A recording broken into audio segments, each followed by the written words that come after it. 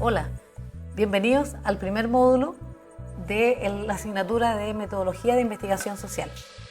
En este primer módulo abordaremos distintas temáticas y distintos tipos de conceptos. Primeramente veremos el concepto de ciencia, los componentes de la ciencia, sus características, como así también el conocimiento científico. Para ello, también veremos algunas formas, ¿cierto?, de comprender la ciencia y las características que tiene.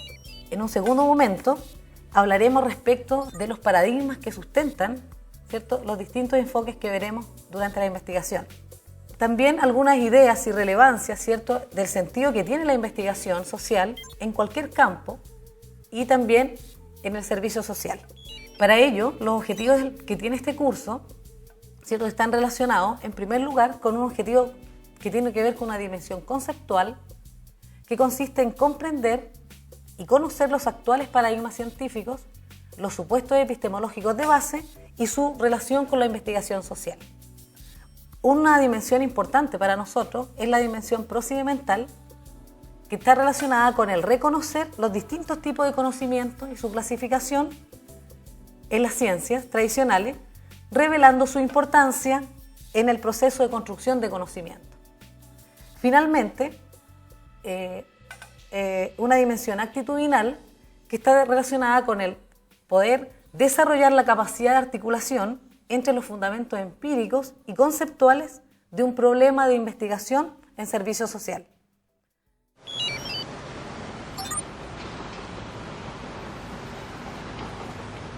Comenzaremos con el concepto de ciencia.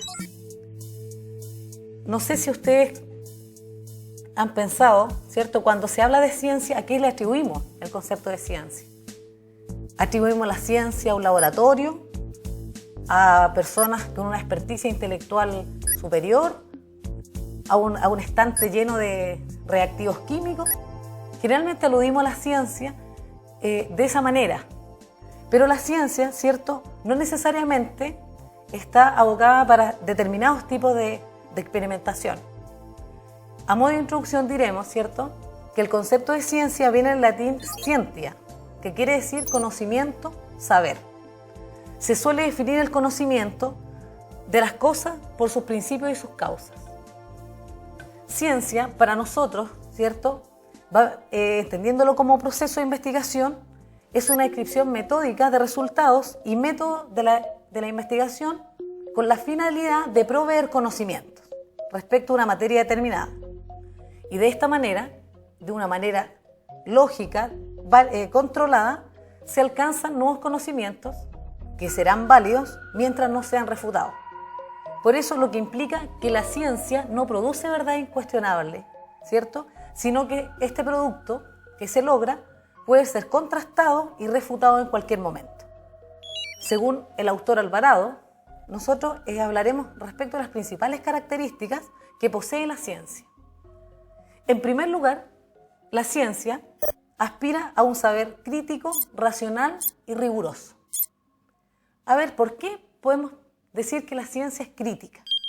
En primer lugar, porque busca un fundamento y justificación para sus enunciados, aportando pruebas en favor de su verdad.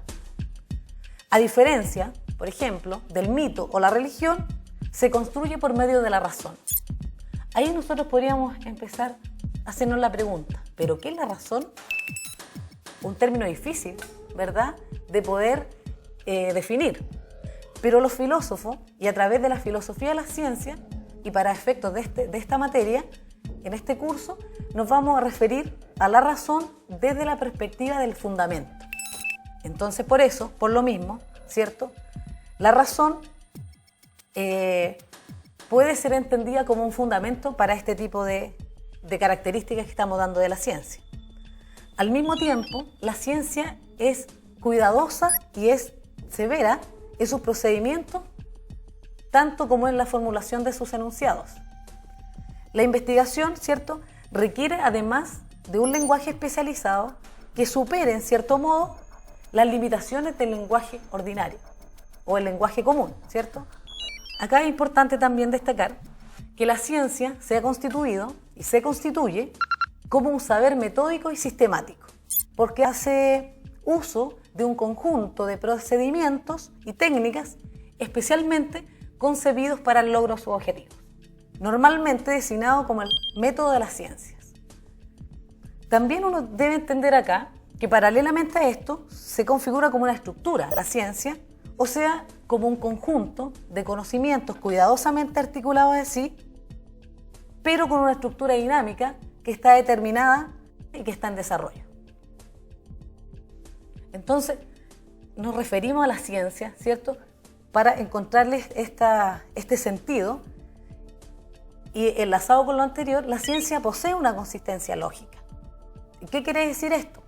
Que la ciencia no permite y no admite paradojas en su seno, razonando de manera perfectamente congruente. Por eso hablamos de una consistencia lógica, una coherencia interna, ya que a través de ello podemos demostrar lo que debe ser cierto y lo que debe ser falso. Un ejemplo, podríamos decir, ¿un pájaro vuela o no vuela? Podríamos, ¿cierto?, dar esos dos ejemplos, pero no hace ambas cosas a la vez, ¿cierto?, ya que ahí caeríamos en una contradicción o paradoja. Otra característica de la ciencia que es muy importante es que está fundamentada empíricamente. ¿A qué nos referimos con ello? Que se apoya en la experiencia en la observación de los fenómenos, ¿cierto? Si bien es cierto, la ciencia formula enunciados de alto nivel de abstracción y generalidad, que le podríamos llamar términos teóricos, estos se han constituido por proposiciones y términos que hacen referencia, en última instancia, a la realidad experimentable, que tiene que ver con los términos observacionales. Por ejemplo, si hablamos en términos teóricos, el punto de ebullición del agua es al 100% de grados Celsius. Tener el agua en un recipiente, someterlo al calor y esperar el punto de ebullición para tomar la temperatura exacta es el término observacional. Ahora que hemos estado hablando de la fundamentación empírica de la ciencia, en la observación de los fenómenos, también podemos decir una de las características fundamentales que la ciencia es objetiva. Y esta es una de las características relevantes de la ciencia. Para poder entender esto del concepto de objetividad, podríamos entenderlo desde el concepto que se contrapone al mismo. Por ejemplo, el concepto de subjetividad. Mientras que en el ámbito de lo objetivo, ¿cierto?, eso es algo que pertenece al objeto, ¿cierto? Mientras que el término subjetivo remite al sujeto. En consecuencia, el término objetivo alude a todo aquello que pertenece o es relativo al objeto, con sus propiedades y sus características, y no al sujeto que conoce por su modo de pensar o de sentir. Un ejemplo, si yo tengo acá a uno de ustedes como estudiante, y yo tengo, ¿cierto?, a Juan Pablo, y yo les digo, si nosotros quisiéramos saber características objetivas de Juan Pablo, nos bastaría, ¿cierto?, con describir ciertos atributos y características de él. Podríamos, ¿cierto?, saber cuánto pesa, saber cuánto mide, cuál es su talla de ropa, y nosotros podríamos entender, ¿cierto?, y describir de una manera objetiva a Juan Pablo. Y eso está dentro de las atribuciones, ¿cierto?, del objeto. Por otro lado, si nosotros consideramos a Juan Pablo desde otra dimensión, desde una dimensión de sus sentimientos, probablemente no podamos remitirnos a sus características, ¿cierto?, de la misma forma, sino que tendríamos que entenderlo como sujeto, y ahí estaríamos, ¿cierto?, en otra dimensión del conocimiento. Otra cosa que es importante, que nosotros reconozcamos que la ciencia es falible. O sea, la ciencia puede equivocarse. Y además es importante porque, en cierto modo, la ciencia es una gran virtud en el sentido de que posee sus propios mecanismos de autocorrección y está en una constante autocrítica. La ciencia es por eso perfectible, lo cual significa que nuestro conocimiento del mundo es provisional, ¿cierto? Nunca es completo, nunca es definitivo. Un ejemplo que ilustra esto es cuando se pensó que el sol salía por el este y se ocultaba por el oeste, ¿verdad? Si alguien se preguntara por qué se hace tal afirmación, se respondería que es un fenómeno que se puede constatar todos los días que se ve con los propios ojos y además que se presenta como algo indiscutible y evidente para todos. Esta opinión fue compartida por la humanidad en el pasado durante mucho tiempo, que finalmente resultó ser falsa cuando el progreso del conocimiento, ¿cierto?, y el avance de la ciencia pone en evidencia que el referido movimiento del Sol es aparente y se explica en función del movimiento de rotación de la Tierra alrededor de su propio eje. Una característica importante de la ciencia también, que es naturalista. ¿A qué se refiere esto? Que el término naturalismo alude a que no existen, la ciencia no admite entidades no naturales. ¿A qué nos referimos con esto? Como espíritus, ¿verdad? Separados de un cuerpo, de una existencia propia, ni fuentes, ni otros medios de conocimiento no naturales. Un ejemplo de esto sería el estudio del alma. ¿Se fijan? La ciencia siempre está presente en fenómenos naturales y este tipo de ejemplos estarían, ¿cierto?, fuera de su realidad y de su característica naturalista.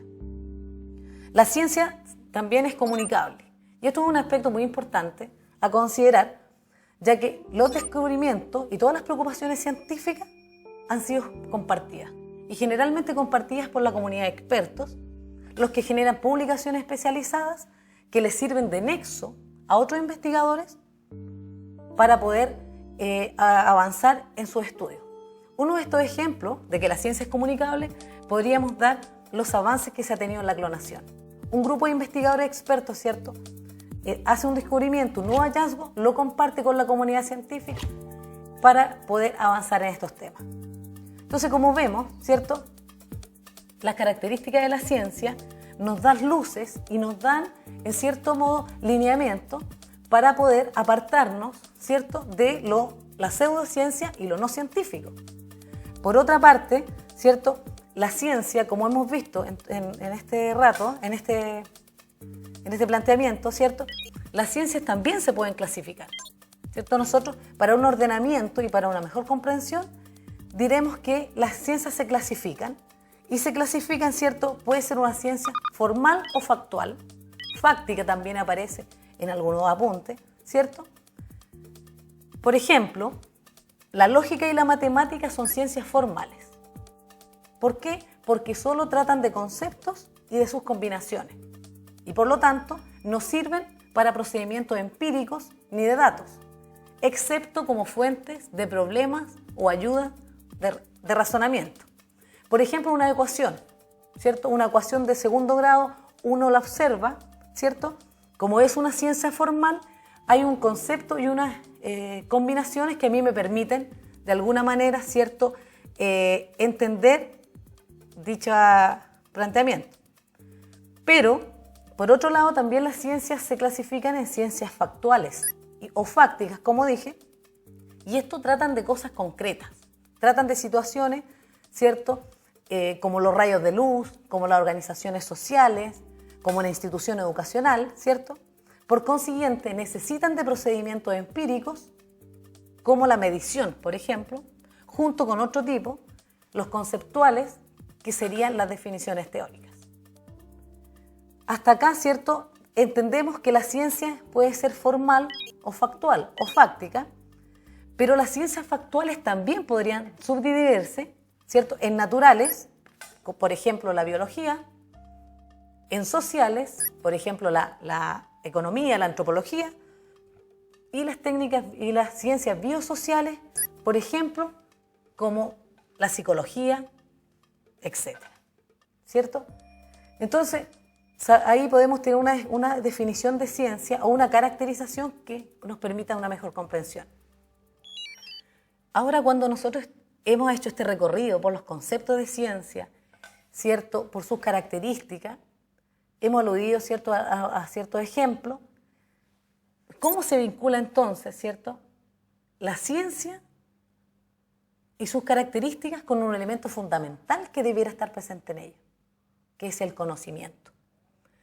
Acá es importante señalar que para comprender, ¿cierto?, el concepto amplio de ciencia, tenemos que abocarnos a un aspecto importante que está relacionado con el conocimiento. ¿Qué entendemos por conocimiento? tenemos todos conocimiento, algunos tienen más, menos, hay tipos de conocimiento. Ahí hay una pregunta interesante, porque creo que todos nosotros de alguna manera hemos escuchado, ¿cierto? Alguien tiene conocimiento de esto, de lo otro. Bueno, conocimiento en su visión más genérica podríamos denominarlo como esa aprehensión del objeto en su totalidad, es decir, con sus características esenciales. Pero esa aprehensión y esa captura no es una captura física, es una captura más bien intelectual, el tema del conocimiento. Esto es capturar el objeto en forma intelectual mediante la razón o el intelecto. No es, como decía, una captura física. Otra cosa importante de hablar de este elemento presente que es el conocimiento, es decir, que no todo conocimiento es ciencia, ¿verdad? Pero sí aclarar que toda ciencia sí es conocimiento. Porque existe un saber que poseemos todos los seres humanos, ¿cierto? Desde que venimos al mundo. Y es a lo que se le denomina conocimiento vulgar, conocimiento común o conocimiento ordinario, ¿cierto? Este conocimiento nace desde cuando nosotros tenemos juicio de realidad, tenemos sentido de la realidad desde que nacemos, y esto es un conocimiento muy útil, ya que tiene como objetivo orientar la actividad humana para solucionar dificultades que aparecen en la vida cotidiana y que obviamente son tendientes a satisfacer las necesidades más inmediatas. Hay cosas que nosotros las manejamos, o aspectos que lo manejamos solamente por haber incorporado este conocimiento común. Por ejemplo, un niño de corta edad toca una superficie, ¿cierto? Una superficie caliente, y esto le genera dolor. Respondiendo a la innata necesidad de no sentir dolor, la retirará de la superficie y probablemente no volverá a repetir la acción. ¿Se fijan? En el contexto de este tipo de conocimiento, existe la tendencia también a creer firmemente en aquello que podemos ver, aunque no tengamos los medios para fundamentar rigurosamente su verdad. Por este motivo, ¿cierto?, es que el conocimiento, este tipo de conocimiento tiende a ser descalificado como conocimiento genuino, ¿cierto? Ya que está construido, ¿cierto?, sin un espíritu crítico sobre la base de la experiencia sensorial, que no ha sido sometida al debido análisis. Un ejemplo también que podríamos ilustrar en esto sería que en algunas localidades rurales se atribuye la presencia de dolores de rodilla, por ejemplo, a cambios climáticos como la lluvia. Si vemos ahí no hay ninguna certeza, no hay ninguna impronta científica que nosotros nos indique, pero hay también parte del conocimiento, ¿cierto?, cotidiano que nos puede, ¿cierto?, servir de ejemplo para este tipo de conocimiento. Entonces, como hemos advertido, el conocimiento común está impregnado de subjetividad. Lo que hablábamos delante, que la ciencia es objetiva, ¿cierto?, porque aprehende al objeto con sus características y propiedades, y ahora decimos que el conocimiento, ¿cierto?, ordinario, el conocimiento del sentido común, está impregnado de subjetividad. ¿Y esto qué implica? Que se modifica constantemente, no es siempre compartido por los demás. Eso es importante también, porque el conocimiento común, ¿cierto?, también depende de un aspecto contextual, local, ¿cierto?, y también puede ser transitorio. Por ejemplo, la leyenda del Trauco, ¿cierto?, que me imagino que todos ustedes la deben haber escuchado, es solo pertinente para los habitantes de la isla de Chiloé. ¿Se fijan? Entonces, él también se puede ir modificando, aparecen nuevas formas de comprender, pero el conocimiento, para ser genuino, ¿cierto?, debiera tener ciertas características, y debiera tener características como ser un conocimiento objetivo, necesario y universal. Bueno, para superar todas estas limitaciones, que hemos hablado del tipo de conocimiento, del conocimiento del sentido común o como conocimiento vulgar, para superar todas estas limitaciones surge la ciencia, entonces, como un tipo de conocimiento. Y a esto se le denomina conocimiento científico. Es importante acá detenernos un poco en recordar de que todo, ¿cierto?, no todo conocimiento es ciencia, ¿cierto? Porque también hemos hablado del conocimiento del sentido común. Pero ahora vamos a ahondar y profundizar en un aspecto importante que tiene que ver el conocimiento científico, que es el que de alguna manera a nosotros nos servirá para ir desarrollando y entendiendo toda esta bonita tarea, ¿cierto?, de investigar. Bueno, como les decía, la ciencia debe ser vista como una de las actividades que el hombre realiza y como un conjunto de acciones encaminadas y dirigidas a un determinado fin. Lo importante es que la ciencia, ¿cierto?, y todo el conocimiento científico tiene un motivo, un porqué. Hay un fin detrás de ello, ¿cierto?, que no es otro que el de obtener conocimiento verificable sobre los hechos que la rodean. La ciencia, ¿cierto?, de esta manera se va distanciando del sentido común, ¿cierto?, estableciendo una gradual diferencia entre el lenguaje, ¿no es cierto?, que se emplea en la vida cotidiana en la búsqueda de un pensamiento riguroso y ordenado. Si nos ponemos a pensar, ¿cierto?, este gran elemento para comprender la ciencia y desde el conocimiento científico, también podríamos mencionar algunas características del mismo que hay una relación muy similar a las características de la ciencia. También, ¿cierto?, el conocimiento científico también parte de la objetividad, ¿cierto? Intenta que el objeto de conocimiento, el objeto que yo quiero conocer, concuerde con la realidad de ese objeto, ¿cierto? Que lo describa y lo explique tal cual es y no como nosotros desearíamos que fuese. Entonces, ser objetivo también para el conocimiento científico es tratar de encontrar la realidad del objeto elaborando proposiciones que reflejen sus cualidades. ¿Se fijan? Lo contrario, y como veíamos hace un rato, sería la subjetividad, que son en definitiva ideas o creencias que nacen del prejuicio, de la costumbre, de la tradición, o son simples opiniones e impresiones del sujeto. El conocimiento científico, igual, ¿cierto?, que la ciencia, como parte integrante de ella, también utiliza la racionalidad y la ciencia utiliza la razón como la herramienta para llegar a su resultado. Los científicos trabajan en lo posible, ¿verdad?, con conceptos, juicios y razonamiento y no con sensaciones, imágenes o impresiones. Por tanto, podríamos decir que, en cierto modo, la racionalidad aleja a la ciencia de la religión y de todos los sistemas donde aparecen elementos no racionales y donde se apela a principios explicativos o sobrenaturales. Al igual, ¿cierto?, que la ciencia, acá también hay una sistematicidad del conocimiento, ¿cierto? La ciencia es sistemática, es organizada, en búsqueda de su resultado, ¿cierto? Se preocupa de construir sistemas de ideas que estén organizadas coherentemente y de incluir todo conocimiento parcial en conjuntos cada vez más amplios. ¿A qué nos referimos por esto? Que no pasa por alto datos, sino que los integra dentro de leyes y de teorías más generales. Tomando este último concepto, el de generalidad, claro, porque va de la mano esta característica con el de la sistematicidad, la preocupación científica no es ahondar y completar el conocimiento de un solo objeto individual, sino lograr que cada conocimiento parcial sirva como puente para alcanzar la comprensión de un mayor alcance. A ver, ¿cómo podríamos entender esto? Por ejemplo, para el investigador, no tiene sentido conocer todos los detalles constitutivos de un trozo de mineral.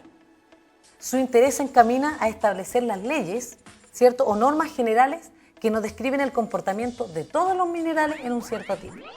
De este modo, tratando de llegar a lo general y no deteniéndose exclusivamente en lo particular, las ciencias nos otorgan explicaciones cada vez más valiosas para elaborar una visión panorámica de nuestro mundo. También, y compartido con la ciencia, decimos que el conocimiento científico es falible. Y eso es importante entender que la ciencia ha sido uno de los pocos sistemas creados por el hombre donde se reconoce la posibilidad de cometer errores. En esta conciencia de sus limitaciones, ¿cierto?, reside su verdadera capacidad para autocorregirse y superarse, para desprenderse de todas las elaboraciones aceptadas cuando se comprueba su falsedad.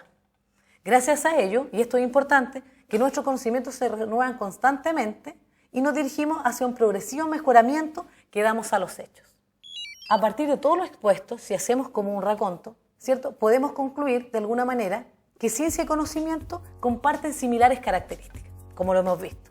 Es decir, independientemente de su naturaleza o de su forma, ya sea formal, ¿cierto?, fáctica o factual, se rigen por criterios que permiten distinguirla de otros tipos de conocimiento, como la religión y la mitología. Si estos elementos rigen la ciencia en general, cabe preguntarse lo siguiente: ¿cómo nos explicamos entonces que existan distintas visiones frente a un mismo problema?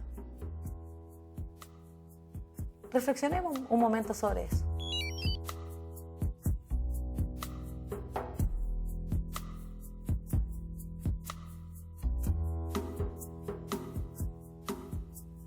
Bueno, recién nos preguntábamos y nos hacíamos esta interrogante: ¿cómo pueden haber distintas visiones frente al mismo problema? ¿Cómo podemos tener distintas miradas, ¿cierto? ¿Cómo podemos comprender la realidad de determinadas formas? Para ello, ¿cierto?, y para un mejor análisis, abordaremos a continuación las instancias que han favorecido la diversificación y el progreso científico, a través de lo que ha sido denominado paradigmas. Uno se pregunta, ¿qué es un paradigma? ¿Ustedes han escuchado hablar del término? ¿En sus amigos, en sus espacios laborales? ¿Han escuchado hablar de paradigma, de cambio de paradigma? ¿Qué sentido le hace el concepto? También detengámonos un poquito a reflexionar sobre eso. Un paradigma, ¿cómo yo lo entiendo? ¿Cómo lo comprendo? ¿Es familiar para mí? ¿Es algo complejo? ¿Qué es eso?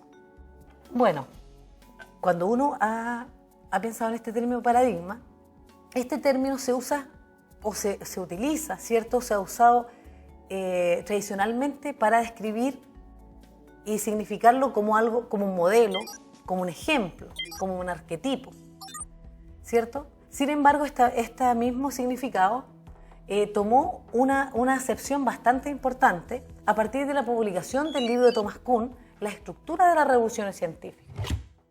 En 1962, en dicha obra, ¿cierto?, el autor nos dice: en su uso establecido, paradigma es un modelo o patrón aceptado, y este aspecto de su significado me ha permitido apropiarme de la palabra paradigma a falta de un término mejor. En consecuencia, ¿cierto?, Kuhn lo utilizará para designar realizaciones científicas universalmente reconocidas, que durante cierto tiempo proporcionan modelos de problemas y soluciones a la comunidad científica.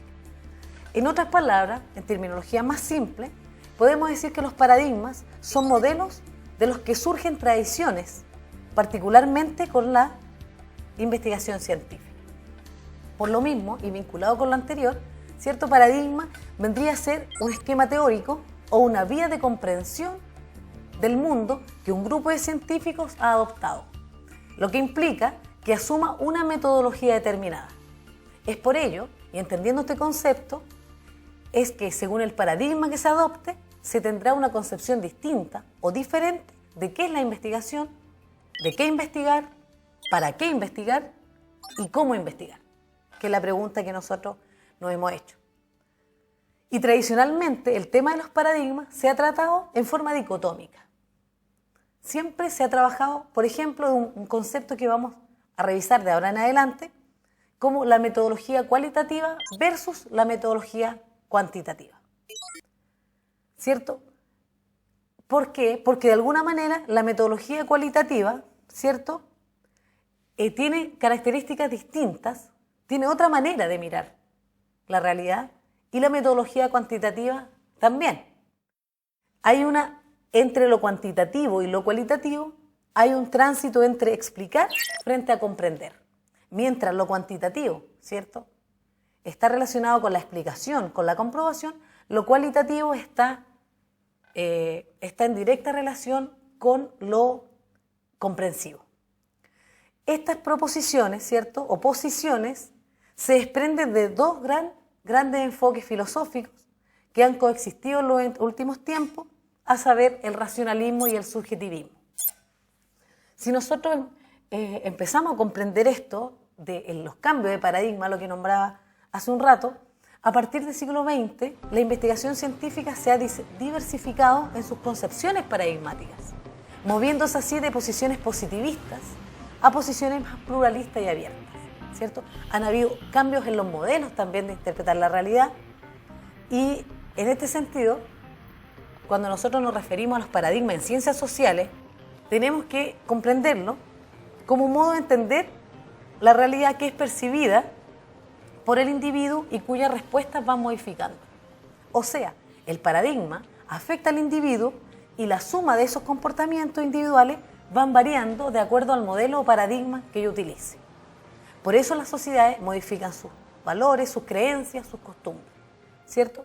Y en este sentido, desde las ciencias sociales, probablemente el uso más común que se haya utilizado para referirse a paradigma implica el concepto de cosmovisión. Por ejemplo, en las ciencias sociales el término se usa para describir un conjunto de experiencias, creencias y valores que afectan al individuo que forma parte porque percibe una realidad y la forma en cómo ese individuo responde a esa percepción de realidad.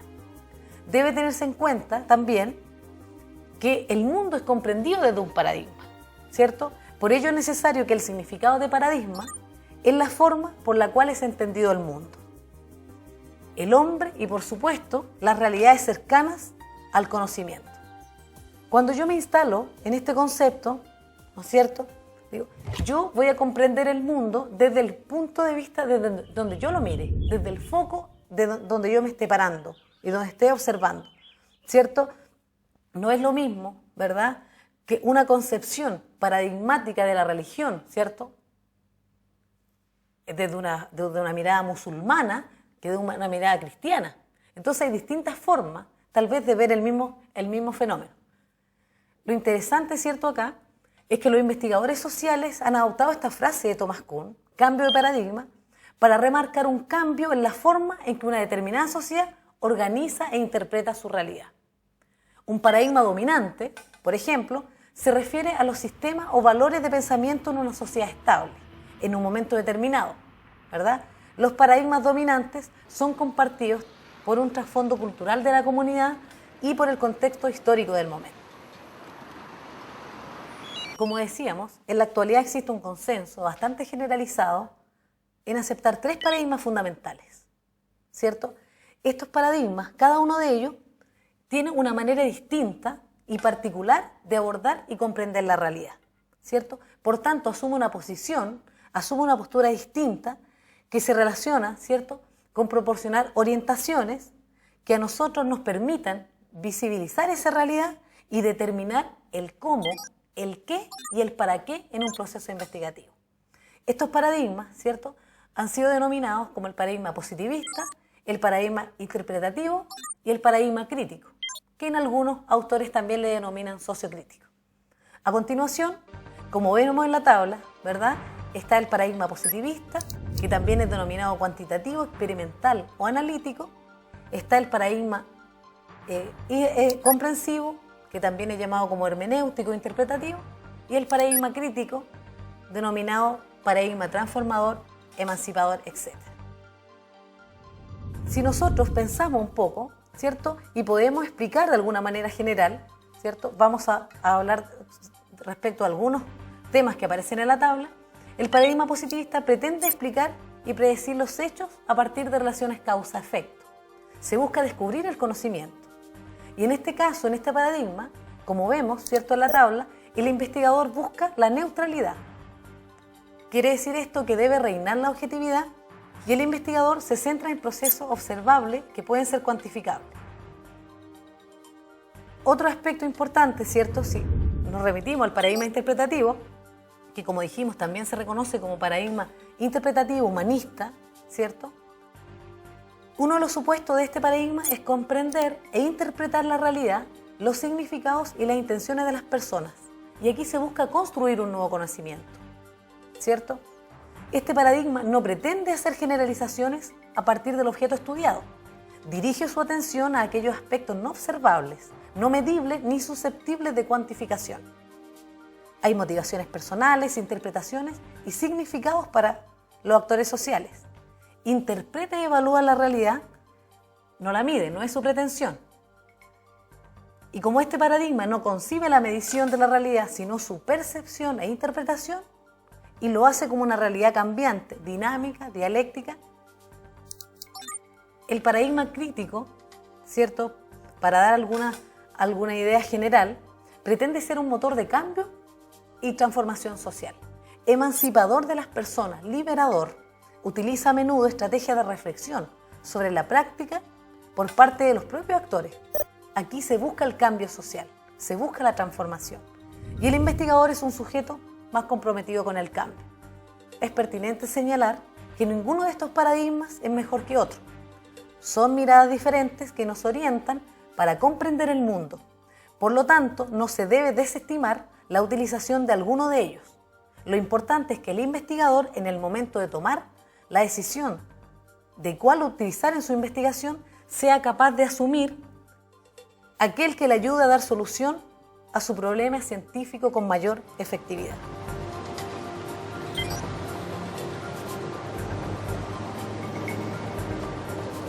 Bueno, y para finalizar, ¿cierto? Y para terminar este módulo 1 en esta teleclase, la invitación es también a ustedes a pensar y a reflexionar de qué nos sirve esta herramienta como futuros profesionales, qué sentido tiene todo esto para la investigación social.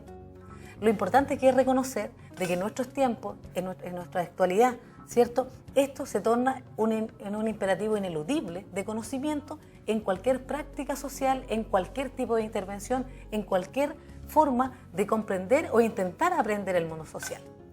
Acá es importante también señalar que ustedes, no solamente este módulo es lo que ustedes debieran saber, también ustedes pueden complementar. Esto es un recurso más, es un recurso adicional, y ustedes en plataforma también lo pueden complementar a través de los PowerPoint narrados, a través de los foros, a través de las lecturas complementarias y las lecturas obligatorias.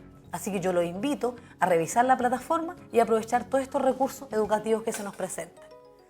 También aprovecho la oportunidad para invitarlos, ¿cierto?, a poder participar del segundo módulo de nuestra segunda teleclase, y en ese minuto, para complementar con esta clase de hoy, que hemos visto, ¿verdad?, la ciencia, sus características, el método científico, sus características, hemos visto los paradigmas, ¿cierto?, las formas, miradas de ver el mundo y la realidad. En el próximo módulo hablaremos sobre la investigación social y el método científico en ciencias sociales. Y en ese módulo revisaremos principalmente los elementos que están presentes en el proceso de investigación, pero a la luz de las ciencias sociales en relación con la aplicación del método científico. A partir de eso también se abordarán los principales ejes que caracterizan la investigación cualitativa y cuantitativa. Y para finalizar, ¿cierto?, haremos referencia a la triangulación metodológica, considerando los alcances, las desventajas y las dificultades que ha tenido el uso combinado de técnicas cualitativas y cuantitativas para la investigación social.